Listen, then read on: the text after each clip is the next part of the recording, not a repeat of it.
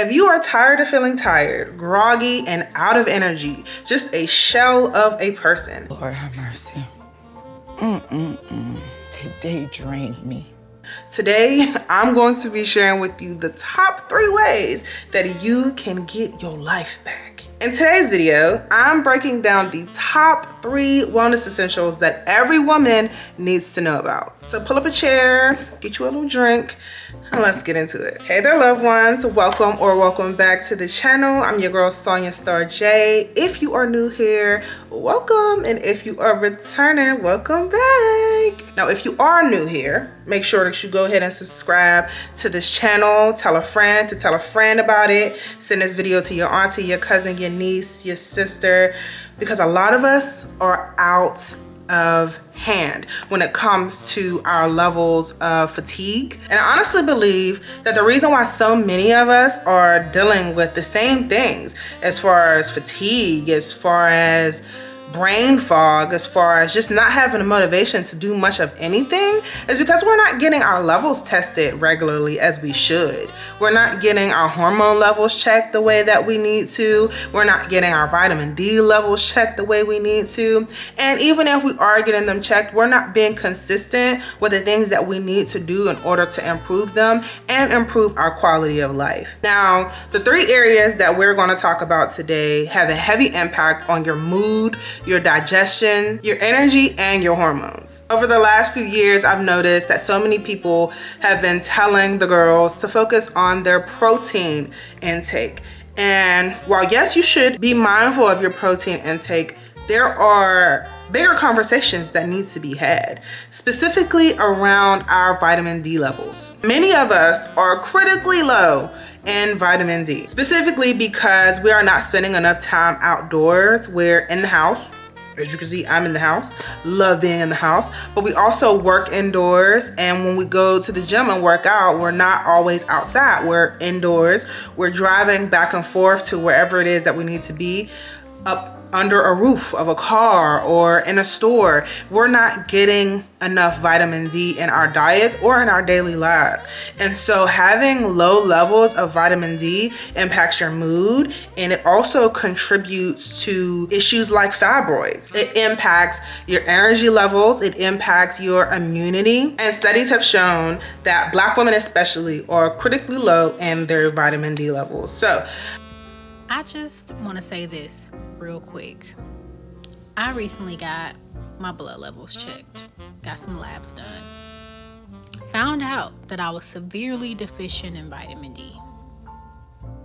Severely. Out of 12, okay?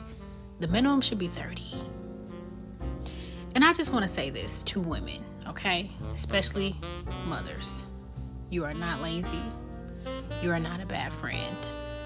You are not a bad cousin, sister, whatever. Maybe your vitamin D levels and B12 and stuff is just low. Having low vitamin D means that your immune system is probably compromised. You might have some issues with your thyroid because it works with that. You're probably more sensitive to stress, panic, anxiety. You could have a bunch of food sensitivities. You could have issues with your histamine. Vitamin D acts as a hormone, okay? Helps with your serotonin, all of that good stuff. Bone health, if you're feeling foggy in your brain, if you have had low motivation, if you've just been fatigued, bad gut health, bad digestion, elevated heart rates, inflammation. Low vitamin D levels are common for people who have IBS, Crohn's. And so I just want to say, go get your levels checked. Just go do that. The more that you're stressing out, the more vitamin D your body needs. Every time you stress, your body is pulling vitamin D. So women who are highly stressed, okay, you're probably depleted. Your body is using up all that vitamin D like it's gasoline for a car, and you have no more to give. So go see about getting that tested, okay? I've been faithfully taking my vitamin D3 now, okay? Because all the symptoms of having severely low vitamin D I was having. So I just want to say that Not normal. It's not normal to always sleep. It's not normal to always be sleepy. Last year, I noticed I was so tired. Like, I would sleep and I would wake up so tired. Like, nothing made me feel better. Y'all, I went to go get checked and I had vitamin D deficiency. I had muscle pain. I had back pain. I had tingling in my fingers and my bone. Bro, it's not cute. It's not funny. Go get checked, y'all. It's not cute being cold neither. You probably have iron deficiency. If your vitamin D levels get too low, it leads to hair loss, depression, low energy, and bone loss. I recently was on Threads talking about how I'm just a shell of a person lately, or I was until I implemented these things back into my routine. Now, I knew this already. Y'all have heard me talk about this before, but it got to a point where I felt like I was okay, and then I just stopped doing what it is that I needed to do. Now, this is the vitamin D supplement that I take. It is by Nusava. This is not sponsored. Okay, none of this is sponsored. I will link these in the description box below for you. You know, I'm an Amazon affiliate, so if you buy for any of these products, I get a little bit of commission, but you don't have to use what it is that I'm telling you. But this is the one that I take. So this is vitamin D3 and K2 with omega-3 and MCT oil, and it's 5,000 IU. I know some girls who have been prescribed 10 times the amount of this, and it has helped them to feel better. So definitely get your levels checked, your vitamin D levels and your vitamin B levels, to see where you are at and what you need, because you can get a prescription for a vitamin D supplement and also a vitamin B supplement as well. Now, the one that I use for my vitamin B complex is by Harmony. It's an organic B complex that helps with your mood and your energy. When your vitamin B and your vitamin D levels are off, you will feel off.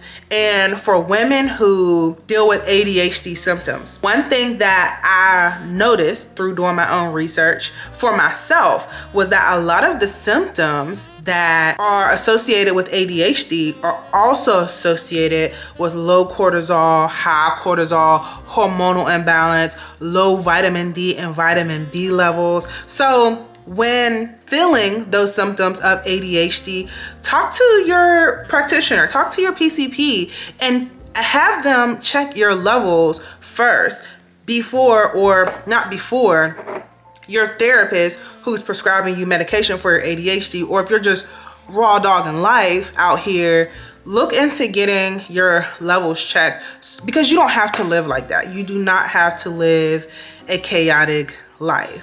I told y'all that before.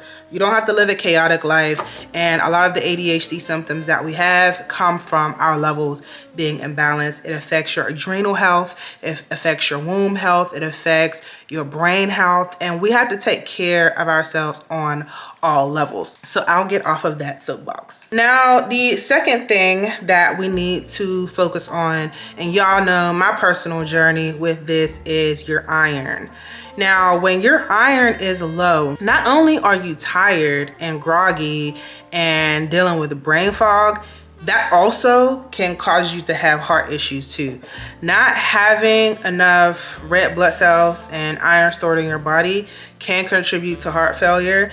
And for a long time, I wasn't taking it as serious as I needed to until I learned that.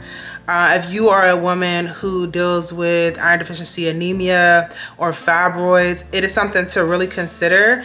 I was getting iron infusions for a long time, and then I started taking an herbal iron supplement from the Alkaline Goddess collection, and I've also been taking Floridix.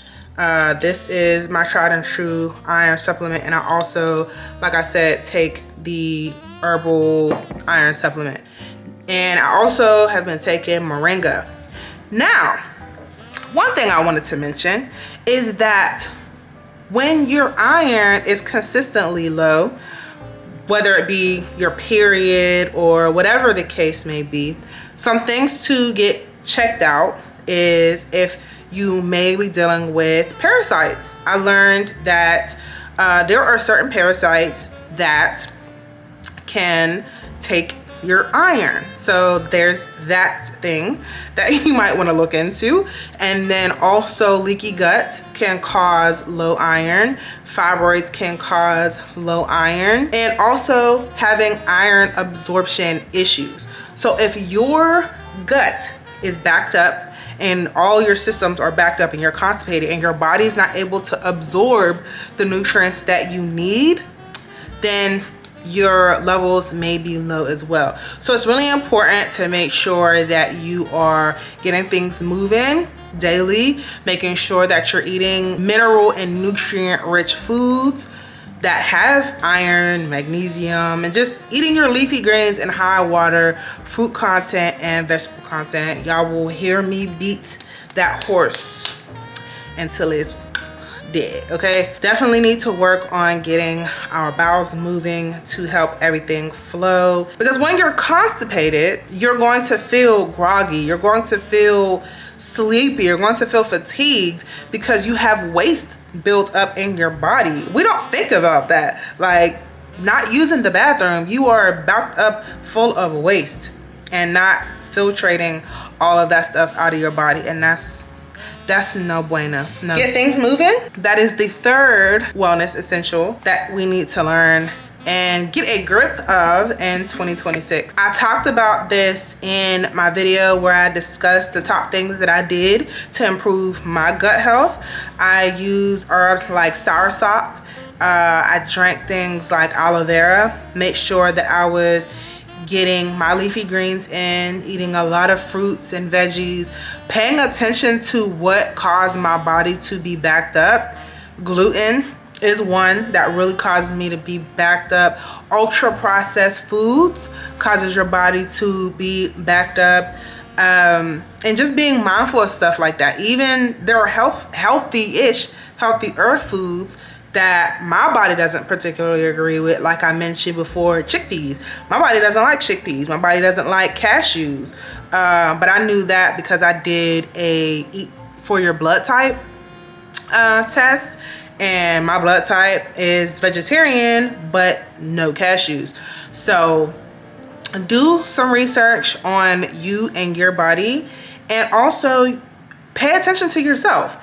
Be self-aware, aware of what makes your body feel like what. You are your first doctor and you have to be your first advocate. So knowing all of these things ahead of time, being proactive instead of reactive, is going to be very beneficial for you. Another thing too is, again, I talked about how everyone's prioritizing protein right now. We need to be prioritizing fiber. Earlier this year, as a 35-year-old woman, I had to go into the hospital to get a colonoscopy. It was the scariest day ever. Even though everything was fine, I wanted to make sure that everything was good. It was my first time ever being put to sleep, but they wanted to check and make sure that I didn't have colon cancer. At 35 years old, that was one of the scariest things I ever heard. We have to be mindful of this because it is getting younger and younger, because the majority of our diets are so heavily processed, because we aren't slowing down, we aren't taking time for ourselves, we aren't taking the time to make our own foods and not eating these ultra processed things and all of the chemicals that they're putting in our foods that we're not aware of, that's causing our digestive systems to not be able to break things down. So we need to prioritize our gut health. When my gut health is not up to par, I don't sleep well, I don't wake up early enough in the morning, my day is off, my mood is off. Again, not absorbing nutrients the way that I should. And it's like, yeah, we want to eat the things that we like to eat, but at what cost, you know? But just be mindful of how much you are consuming the things that are causing your body to be inflamed. I won't categorize foods or anything as bad or good, but just be mindful of the way that your body feels. And if it's causing you to be inflamed, chronic inflammation can cause autoimmune diseases and cancers. So we just want to be mindful of stuff like that, and we have to have these conversations. They're not sexy conversations, but we need to have them. If you make sure that you are taking your vitamin D, vitamin B, and prioritizing your gut health by getting enough fiber and absorbing your nutrients, by making sure that your digestion is on point, you will feel so much better. You will have a better mood, you will have more energy, your hormones will be more in balance, and you'll just have a better quality of life. And why wouldn't you want that? So if you've been feeling exhausted or you've been feeling off lately, try incorporating some of these things. And if you already are, let us know in the comments. Make sure that you're staying hydrated by not just drinking your water, but get you in some coconut water, okay? I wanna see more people drinking coconut water this year.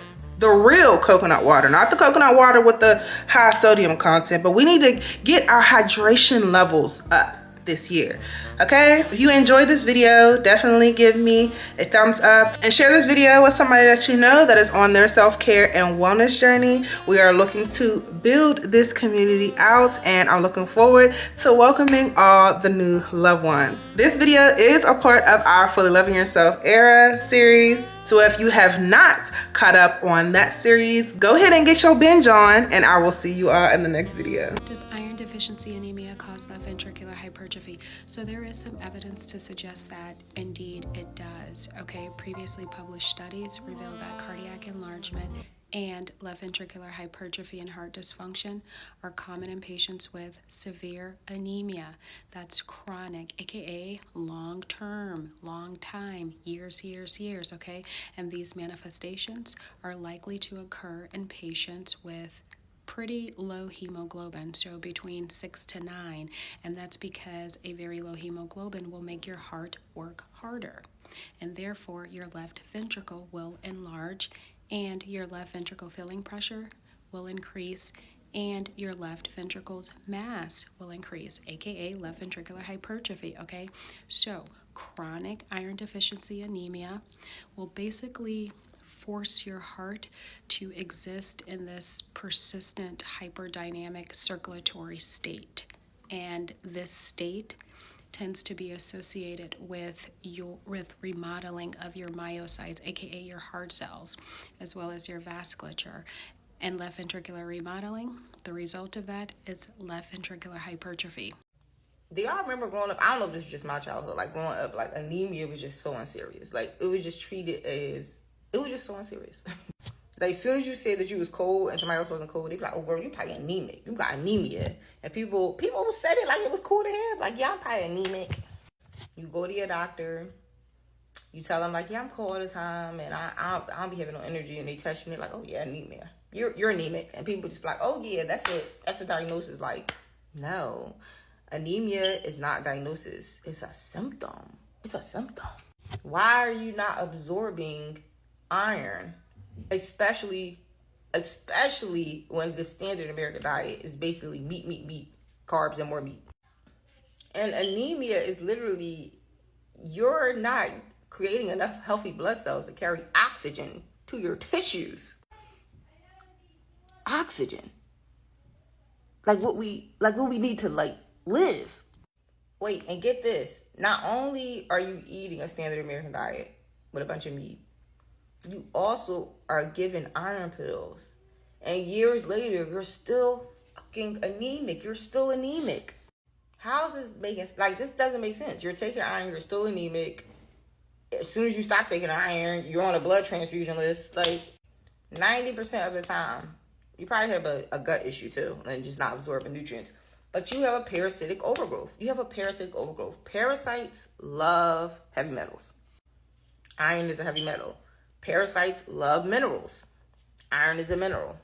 So you're eating these iron-rich sources, and your parasites is like, yum, yum, yum, yum, having a party while you have cold hands, feet, dizziness, and heart palpitations.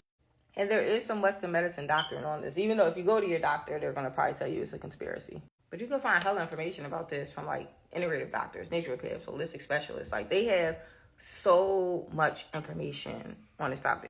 But like, do you see this? absolutely depend on iron. You're feeling weak and your parasites getting strong.